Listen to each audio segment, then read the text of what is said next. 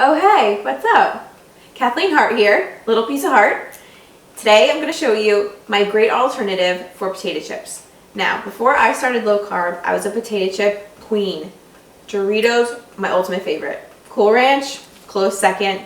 Fritos, corn chips, Lay's potato chips, you name it. I love chips. Nowadays, I'm eating not really a white chip anymore, I'm eating green chips. So today I'm going to show you how to make one of my favorite recipes for kale chips. Salt and vinegar kale chips baked in the oven. They're so good. And actually, the more I eat them, the more I realize that I feel good after I eat them. Not like the sluggish feeling you get from eating junk food like potato chips. So we're going to take some fresh veggies, put some seasoning on it, pop it in the oven, and then in 15 minutes you have kale chips. Starting off by putting them in a small container like this. That also has a lid, and you'll see why in just a second. And what I did to get them to this size is I took all the fibrous stems from the middle and I tore them off and I discarded them. We don't need them. We just want the soft leaves around the outside. Then I tore them into bite-sized pieces just about this big. Okay, we're going to get all of them in there. Now, we're going to add some olive oil. Now, the olive oil is just enough to coat everything. We don't want these to be wet because when they get wet, they're not going to crisp up in the oven. So we just want to do a little bit of olive oil, and I'm going to actually do it around the outside of the container. Just a tiny bit. Go right around. I don't want too much. And if you don't have enough after I, shake it, I give it away what I was going to do. If we don't have enough after I shake it, then that's okay. We can just add more. But once they get too wet, you can't really go back unless you add more kale. Then I have red wine vinegar. This is going to be our vinegar to the salt and vinegar. Super sweet, nice. You can smell it already. It's just so pungent. I love vinegar. So if you love vinegar, you'll love this recipe. Same thing. We're going to be very sparing with this. We don't want to get them too wet. And I'm going to go around the outside one more time.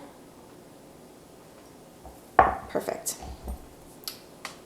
We're going to pop our lid on, and we're going to give these a good shake. Funny, right? Okay, you want everything to be coated. Turn it upside down. Give it another shake. We're leaking a little. That's fine. It's cooking. It can be messy. Perfect. So what we're going to do is transfer this to a foil-lined baking sheet. I sprayed it with a little bit of cooking spray. You probably don't need to, but I just have a habit of doing that. So I'm going to actually just go in with my hands and grab them, because if we pour it in, we're going to get the residual vinegar and oil left on the bottom, and we don't really want that. We just want to get the chips right on. So you can see they are a little bit wet, but they're not drenched. It's just enough to coat everything. All right. Let's spread these out in an even layer. How easy is that? We're like almost done. All we have to do is bake them. So we're going to pop these into a 350-degree oven for 10 minutes, and then I'm going to check on them and just see how crispy they are. Depending on how wet they are or how dry they are, they might cook a little faster. So it could take 10 to 15 minutes, but as soon as these are done, I'll see you right back here, and I'll show you what we're going to do with the garnishing salt. Really quick, I almost forgot. I want to get the finishing touch for the kale chips ready before they're out of the oven, because I want to put it on as soon as they come out when they're nice and hot. So what I have here is the residual oil and vinegar left from when I mixed the kale. There's not a lot in here. There's maybe half a teaspoon. And what I want to do is take some Himalayan sea salt. If you don't have Himalayan sea salt, that's fine. Use, coarse salt, or you can even use table salt. Just, be wary of how much you're putting in. The top will come off. All right. Himalayan sea salt has so many great health benefits. Look it up. It's really a wonderful thing to use for cooking, and I've actually almost transitioned all the way to using it.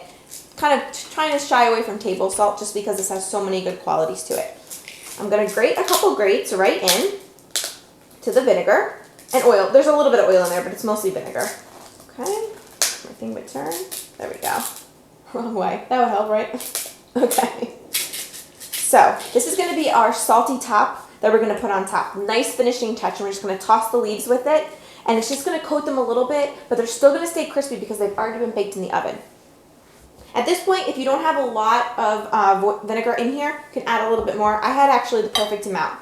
So we're going to wait for our chips to come out of the oven, and then we're going to top them with our finishing touch, and probably I'll have to taste them because I love them. So be right back. Just got our kale chips out of the oven. They're nice and crispy. You can tell because you can push on them and they feel really crispy to the touch. Got our finishing touch here. And we're just going to just go like this. Get the vinegar and the salt mixture all over. And then while everything is still hot and it's on the sheet that we sprayed with cooking spray, I knew there was a reason I did that. We're going to shake everything back and forth. Loosen them up if they're sticking. There we go. Ooh, you can already smell, oh, that vinegar. Oh, I love vinegar. Whoops, we lost one. That's okay. We've got plenty more. So I'm going to take a spatula, take them out of here because I don't want them to sit in any of the leftover vinegar. And I'm going to transfer them to my plate here. And actually, we had a lot of kale on this tray. This is the exact same tray I put in the oven. So you can just see how they kind of shrink up a little and get nice and crispy around the edges. We have a little heart bowl here. Nice and cute. Fill it up with our kale chips. And now at this point, whoops.